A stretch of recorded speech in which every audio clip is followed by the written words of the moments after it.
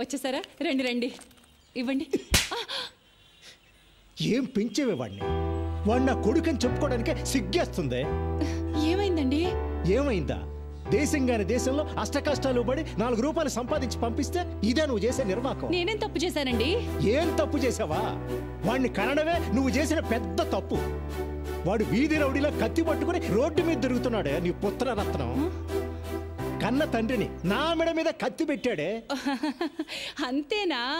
ఏదో వెరైటీగా వెల్కమ్ చెప్పుంటాడండి. మూర్తి, నీ కొడుకు దేనికి పనికిరాడు, వాడికి యూస్లెస్ ఫెలో. ఏయ్, ఏంటయ్యా? ఏంటి పెద్ద పుడింగులో వచ్చి మాట్లాడుతున్నావు? ముందెళ్ళి నీ కూతురికి చెప్పుకో. నా కొడుకు కనిపించగానే ఊరికే తిప్పుకుంటూ వచ్చేస్తుంది. ఏమో నోట్కొచ్చినట్టు మాట్లాడబాకు, నాలుక చీరేస్తా. సాంబశివరావు, మాటలు తిన్నగా రాని. నా గురించి తెలుసుగా? తెలుసు. అదేదో నీ పిల్లానికి చెప్పు. నీ కొడుకుని చూసుకొని తెగ రెచ్చిపోతుంది. రెచ్చిపోద్దయ్యా, రెచ్చిపోద్ది. ఏం చేస్తా అంతే. వెళ్ళవయ్యా, మీరు రండి. బాబా రండి రండి, చెప్తాను. ఇలా కూర్చోండి. ఆ సాంబశివరావుకి మనం అంటే కుళ్ళండి. మీరు సింగపూర్లో బోల్డ్ అంత సంపాదించేస్తున్నారని ఎప్పుడు మన మీద ఏడుస్తుంటాడు. అది కాదే, వాడు నా ముందే నిన్ను ఎన్ని మాటలు అన్నాడు. ఇక నేను లేనప్పుడు ఎన్ని మాటలు ఉంటాడో ఊహించగలను. చెప్తా వాడి సంగతి. మీరేం కంగారు పడక్కర్లేదు. నా కొడుకు అజయ్ ఉండగా నాకేం భయం చెప్పండి. వాడికి కానీ తెలిసిందా తాట తీసేస్తాడు.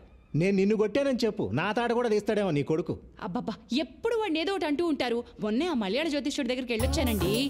మన వాడికి గ్రహాలేవో బాలేవటండి. నెత్తి మీద శని తిరుగుతున్నట్ట. 2 నెలల్లో దిగిపోతాట. ఆ తర్వాత గురుడు వచ్చి కూర్చుంటాట. ఇంకా అప్పుడు మనవాడు కింగ్ అయిపోతాడు. చూడండి. కింగ్ కాదు, దొంగ అవుతాడు. సర్లేండి, మీరెళ్ళి స్నానం చేసి రండి. మీకోసం చికెన్ ఉండాను. చికెన్ కర్రీ నా కోసం నువ్వు చేసావు అంటే నేను నమ్మాలి. ఆ పనికి మాలిన ఎదవ కోసం చేసుంటావు. ఆ మాత్రం తెలీదా? రాని చెప్తా వాడి సంగతి. ఈయన కోపం ఎప్పుడు తగ్గుతుందిరా దేవుడా.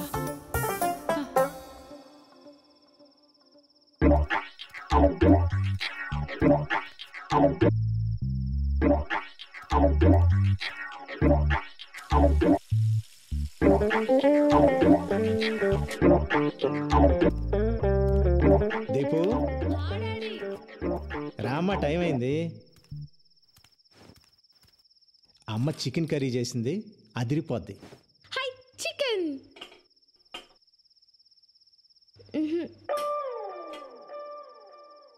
నాన్న పెరుగన్నం ఉండు, ఇంకా ఉన్నాయిగా. లక్ష్మి, చికెన్ ఏది? రెక్కలు చెగిరిపోయాడు. ఏంటి చికెన్ కర్రీ కావాలా? చికెన్ కర్రీ పొద్దుననగా పిల్లాడు బయటికి వెళ్ళాడు, ఇంతవరకు రాలేదని నేను టెన్షన్ పడుతుంటే మీకు చికెన్ కర్రీ కావాలా? అన్నయ్యకి నువ్వని కొడతావని భయం. వాడు రాడు. నాన్న, నాకు చికెన్ కర్రీ కావాలి. నీకు చికెన్ కర్రీ కావాలి అంతే కదా? ఓ పని చేద్దాం, నేను వెళ్ళి ప్యారడైజ్ బిర్యానీ తీసుకొస్తా, మన ఇద్దరం తిందాం. ఓకే? సూపర్. మా నాన్న అంటే మా నాన్న. తెస్తారు. వాడింట్లోకి రాకుండా మీరు బయటికి వెళ్ళి చికెన్ బిర్యానీ తెచ్చుకోండి. నేనేం చేస్తానో నాకు తెలియదు. అది కాదు లక్ష్మి, ఇప్పుడు పర్లేదు, నువ్వెళ్ళు. ఆ మదర్ ఇండియా ఎప్పుడు ఏదో ఒకటి ఇలా మాట్లాడుతూనే ఉంటుంది.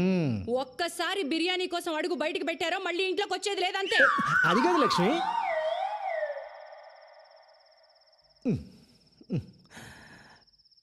దీపు నాన్న, ఈ పూటకు పెరుగు అన్నంతో సర్దుకో.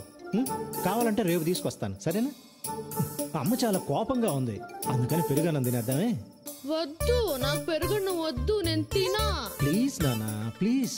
ఈ ఒక్క పూటగా నాన్న చెప్పినట్టు వినవా? సరే. Good girl. దీపు బంగారం చెప్పినట్టు వింటుంది. అదే ఆ వెధవ ఉన్నాడు, యూజ్లెస్ ఫెలో, ఎప్పుడు చెప్పినట్టు వినడం.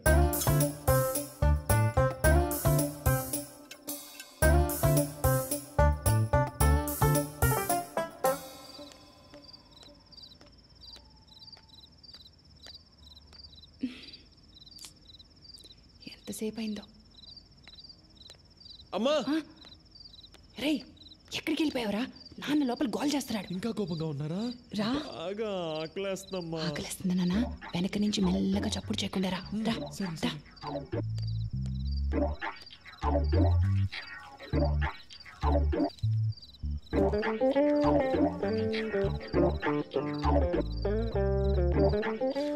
అజయ్, చికెన్ కర్రీ తిను. పొద్దునగా ఎప్పుడు తిన్నావో ఏంటో. తిన్నాను.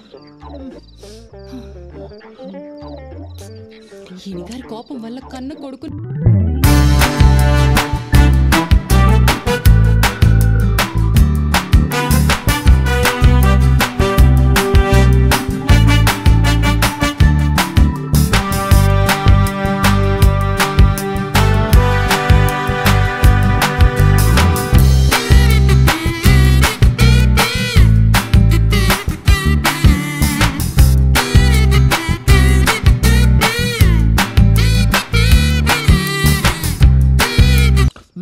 అమ్మా ఫిష్ ఫ్రై సూపర్ అమ్మా. నీకు ఇష్టం కదా ఉంటుందిరా, నాన్న? సూపర్గా ఉంటుంది. సూపర్గానే ఉంటుంది. ఏమే నానా కష్టాలు పడి 6 నెలల తర్వాత కొంపకొచ్చినోడికేమో పెరుగన్నాం. నాన్న నాకు కూడా. అవును, ఆపవే. అడ్డగాడిదలాగా ఊరంతా బాలాదూరు తిరిగి వచ్చినోడికేమో చికెన్ కర్రీ ఫిష్ ఫ్రై. బాగుందే నీ వ్యవహారం. ఇలాంటి అమ్మని ఎవరైనా చూసారా? Mother India. ఏంటే మీ నాన్నగారు వచ్చారు కదా అని ఓ తెగ రెచ్చిపోతున్నావు. దిష్టి కొట్టేస్తున్నారు. నువ్వు తిన్నా. మెక్కమ్మా, బాగా మెక్కు. ఇదిగో లక్ష్మి, ఇప్పుడే చెప్తున్నా, ఏదో ఒక రోజు వీడు నిన్ను నన్ను రోడ్డు మీదకి లాగి మనం పరువు తీయకపోతే నా పేరు మార్చుకుంటా. ఊరుకోండి. అమ్మా ఇంకొంచెం చికెన్ పెట్టమ్మా. ఓకే నాన్న. చిచ్చి. రే, మనిషి అన్నాక కాస్తైనా సిగ్గుండాలరా. ఈ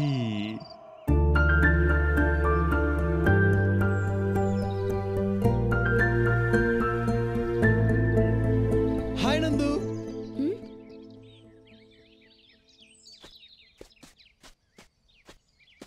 చాలా పొరపాటు అయిపోయింది నందు.